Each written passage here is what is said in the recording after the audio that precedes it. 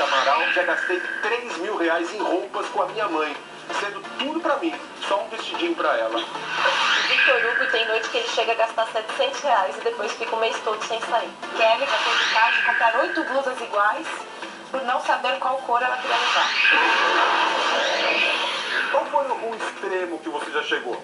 Eu cheguei a gastar em um dia em roupa R$ 1.200. Em um mês eu comprei 5 pares de tênis. Você já usou todos os tênis? Os 5 que eu comprei, um depois eu vendi e um ainda está sem usar. Não precisamos ser simplificadores e nem hipócritas. Consumir é gostoso. O desvio ou viés dessa cultura é que ela também não coloca o lado negativo do consumo, né? Consumir sem planejamento. Eu tenho uma pesquisa aqui feita pelo IBGE com 36 milhões de jovens que diz o seguinte: 38% gastam por mês de 100 a 400 reais com roupas e 8% dos jovens gastam mais de 400 reais por mês com roupas.